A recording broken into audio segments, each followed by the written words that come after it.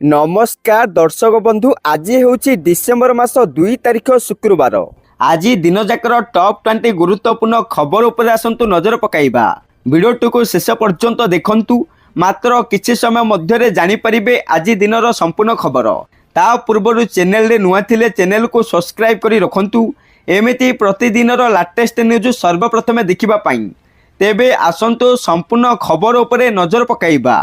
आजिर प्रथम खबर चाषी खुशी खबर, कारण मार्च पर्यंत चलिबो धान किणा।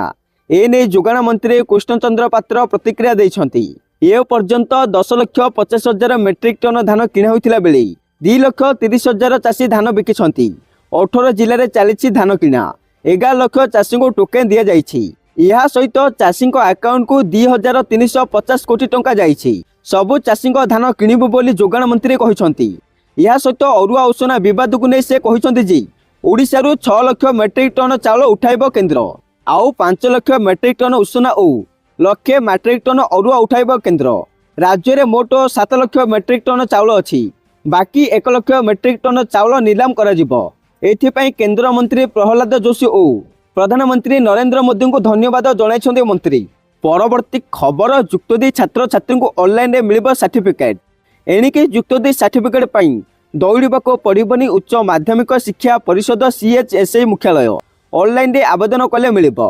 एपरी नुआ व्यवस्था आरंभ करी CHSI परीक्षा नियंत्रक प्रशांत कुमार परिडा कहिसंती। छात्र छात्री माने नकली युक्त 2 सर्टिफिकेट, पंजीकरण number, provisional certificate, migration certificate नेबा CHSI मुख्यालय को आसीबाको पड़ुथिला। एपरी नुआ व्यवस्था आरंभ करी CHSI परीक्षा नियंत्रक प्रशांत कुमार परिडा कहिसंती। छात्र छात्री माने नकली युक्त 2 सर्टिफिकेट, पंजीकरण number, provisional certificate, migration certificate नेबा CHSI मुख्यालय को आसीबाको पड़ुथिला। एथिपाई 27 विभिन्न प्रकार फॉर्म पूरण करी दाखल करिबाको पड़ुथिला। एणिकी CHSI वेबसाइट रे ए सब फॉर्म रहिछि। छात्र छात्री माने घर रही एहाको डाउनलोड करी आवश्यक तथ्य दे पूरण करिवे। जदि कौनसी छात्र छात्री चाहिए निजर हार्ड कॉपी नेबाको सेमाने CHSI कार्यालय को आसी नहीं पारिबे। परवर्ती खबर सरकारी कर्मचारी खुशी खबर, कारण 2026 छुट्टी तालिका जारी। नुआ वर्ष 2026 केंद्र सरकारी कर्मचारी मानक निमंते ऑफिशियल हॉलिडे कैलेंडर प्रकाश करिसंती। एही कैलेंडर रे 17टी गेजेटेड छुट्टी एवं किछि प्रतिबंधित छुट्टी शामिल रहिछि। गेजेटेड छुट्टी दिन में गणतंत्र दिवस जनवरी 26, होली मार्च 4, ईद उल फितर 21 मार्च, स्वाधीनता दिवस 15 अगस्त, गांधी जयंती अक्टोबर 2, दीपावली 8 नवेम्बर और ख्रीष्टमास 25 डिसेम्बर पर प्रमुख पर्व रही। एही दिन गुड़िकरे समस्त केंद्र सरकारी कार्यालय बंद रहिबो। यह सहित मकर संक्रांति, बसंत पंचमी, श्रमिक दिवस, रक्षाबंधन, गणेश चतुर्थी और अन्य परि पर्व गुड़िक रेस्ट्रिक्टेड छुट्टी भाव घोषणा करा जायछि, जहाको कर्मचारी माने निज धर्म और सुविधा अनुसार बाछि पारिबे। बैंक, स्कूल और घरे क्षेत्र छुट्टी राज्य और संस्था अनुसार भिन्न भिन्न हो पारे। तेणु निज योजना पूर्व स्थानीय छुट्टी तालिका जांच करने को परामर्श दि जाइछि। परवर्ती खबर राज्यपाल को सौजन्यमूलक साक्षात कले नवनियुक्त मुख्य शासन सचिव अनु गर्ग। सेपटे नववर्षर प्रथम दिन में गतकाली ओडिशार नवनियुक्त मुख्य शासन सचिव श्रीमती अनु गर्ग राज्यपाल डॉक्टर हरिबाबू कंभमपाटी को लोकभवन में सौजन्यमूलक साक्षात करिसेंती। एही साक्षात समय मुख्य शासन सचिव श्रीमती गर्ग राज्यपाल को नूतन वर्षर शुभेच्छा जणाइबा सहित राज्यर सामग्रिक प्रगति पाई प्रमुख प्रशासनिक प्राथमिकता जारी रहिथिबा विकासमूलक पदक्षेप एवं कल्याणकारी कार्यक्रम विषय राज्यपाल सहित आलोचना करथिले। प्रभावशाली शासन सुनिश्चित करने पाई राज्यपाल कार्यालय एवं राज्य प्रशासन मध्य सुगम समन्वयर गुरुत्व पर आलोचना करा जायथिला। यह परे मुख्य शासन सचिव श्रीमती गर्गଙ୍କ ଏହି सौजन्यमूलक साक्षात कार्यक्रम को स्वागत करने सह जनसेवा ପାଇଁ प्रशासन निष्ठापरता को राज्यपाल प्रशंसा करथिले। परवर्ती खबर असह्य गरम, तापमात्रा 40 डिग्री छुईब। सेपटे 2026 मसीह देश और राज्य में चरम पाणीपाग देखादेवर आशंका प्रकाश पाई। विशिष्ट पाणीपाग विज्ञानी प्रोफेसर सुरेंद्रनाथ पशुपालक दीर्घमियादी पूर्वानुमान अनुसार 2026 रे ग्रीष्म अवधि लंबी पारे एवं वर्षा ऋतुरे मध्य ग्रीष्म भली ताती अनुभूत हेब। से कहते वर्तमान लानिना स्थिति रही बेले जानुआरी पर एनसो न्यूट्राल स्थिति को जीव। ଜୁନ୍ ଶେଷ ବେଳକୁ ଏଲ୍ ନିନୋ ଆସିବାର ସମ୍ଭାବନା ରହିଛି, ଯାହାର ପ୍ରଭାବରେ ତାପମାତ୍ରା ବଢ଼ିବା ସହିତ ବର୍ଷା କମ୍ ଓ ଅନିୟମିତ ହେବ। ସେପଟେ ମଡେଲ ଅନୁସାରେ ଫେବୃଆରୀ ମାର୍ଚ୍ଚରେ ତାପମାତ୍ରା ସ୍ୱାଭାବିକ ରହିପାରେ, କିନ୍ତୁ ଏପ୍ରିଲରୁ ତାତି ବଢ଼ିବ। ଏଲ୍ ନିନୋ ପ୍ରଭାବ ଯୋଗୁଁ ଜୁନ୍, ଜୁଲାଇ ଓ ଅଗଷ୍ଟ ମାସରେ ମଧ୍ୟ ଅସ୍ୱାଭାବିକ ଗରମ ଅସୁବିଧା ସୃଷ୍ଟି କରିପାରେ। ଚିନ୍ତାର ବିଷୟ ହେଲା, ବର୍ଷା କମିଲେ ଚାଷ କାମ ଗୁରୁତର ଭାବେ ପ୍ରଭାବିତ ହେବ।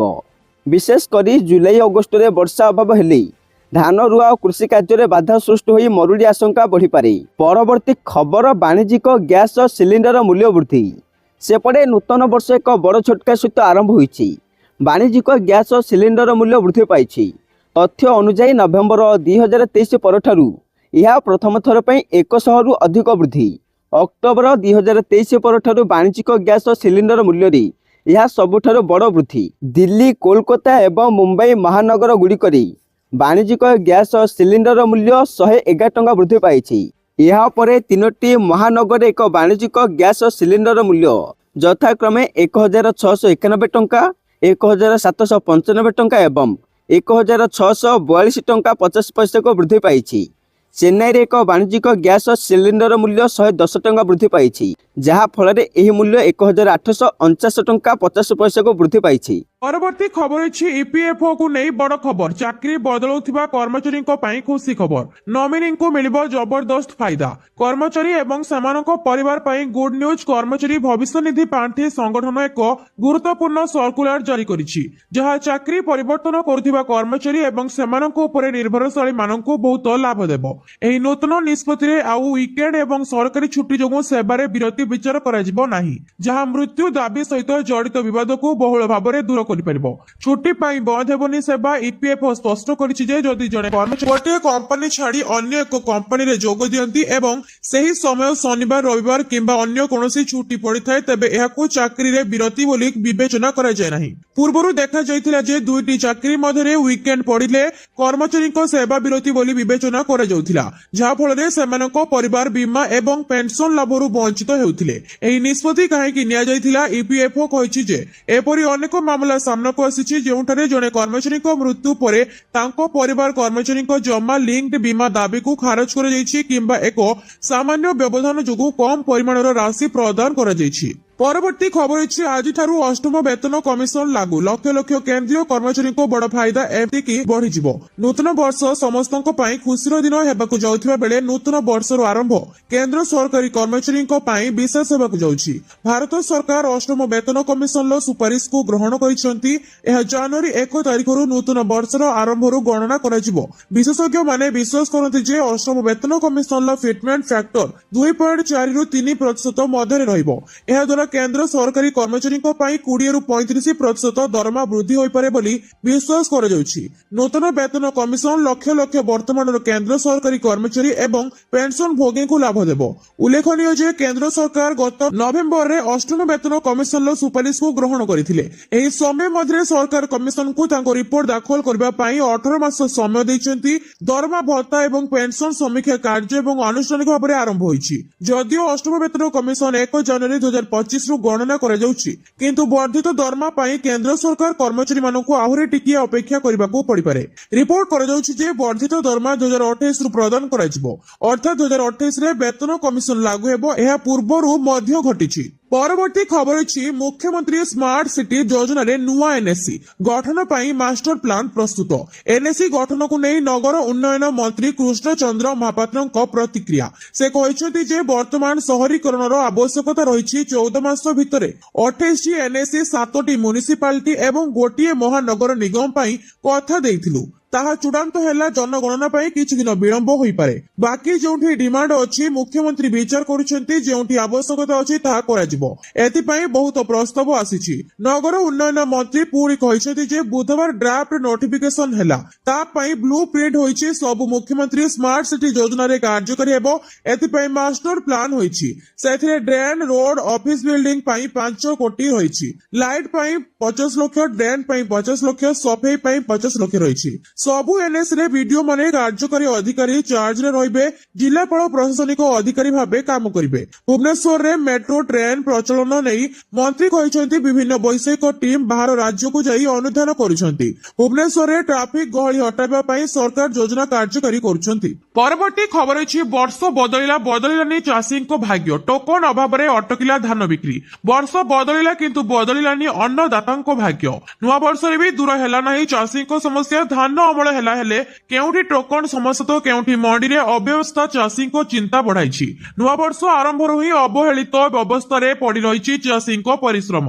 आंध्र ओडिशा सीमांत गाँ करेड़ा गाँर चित्र केमिति क्विंटाल क्विंटाल धान खोला आकाश तले पड़ी रहिछि। कहार धान जमी रे पड़ी रहिछि तो आउ कहार निज निज गाँर रास्ता उपरे पकाई रखिछंती। कारण अमल होइतिबा धान रखिबा पई चाषींकर निजस्व कोनोसी जागा नाही। चाषी भाबिथिले निजर अमल धान को मंडी को नहीं बिकिबो हेले मंडी खोलिबार 15 दिन बीतीथिले भी ए पर्यंत सेमानकु टोकन मिलुनी। जहा फଳରେ चाषी खोला आकाश तले निज कष्ट उपार्जित धान को पकाई रखिछि। खाली रायगड़ा नुहे नवरंगपुर मध्य आसीछि मंडी अव्यवस्थार विकल दृश्य। एठी 2 मास विलंब रे आरंभ हैला मंडी किंतु मंडीरु उठुनी धान। शीत काकर रे राति उजागर रे रही मंडी रे धान को जगी बसचंती चाषी। धान अमल परे चाषी को खुशी मिलवा कथा हेले आज चाषी को जीवन होई जाईछि आशंका अनिश्चिततार एक गप। वर्ष सरीगला कैलेंडर पृष्ठ बदलिला किंतु बदलिला नहीं चाषी को भाग्य। परवर्ती खबर अछि नुआ वर्ष रे देश को बड़ उपहार। एही रूट रे दौड़िबो प्रथम वंदे भारत स्लीपर ट्रेन जानतु केते रहिबो भड़ा। नूतन वर्षर प्रथम दिन केंद्रर मोदी सरकार देश को एक गुरुत्वपूर्ण उपहार प्रदान करिसेंती। रेल मंत्रालय प्रथम Vande Bharat sleeper train route घोषणा करिछि। देशर प्रथम वंदे भारत स्लीपर ट्रेन कोलकाता हावड़ा गुवाहाटी एवं कामाख्या मध्य चलिबो। प्रधानमंत्री नरेंद्र मोदी खूब शीघ्र प्रथम वंदे भारत स्लीपर ट्रेन को पताका देखाई शुभारंभ करिवे। भारतीय रेलवे संप्रति स्वदेशी भावरे निर्मित वंदे भारत स्लीपर ट्रेन लो अंतिम हाई स्पीड परीक्षण सफलतार सह समाप्त करिछि। एही परीक्षण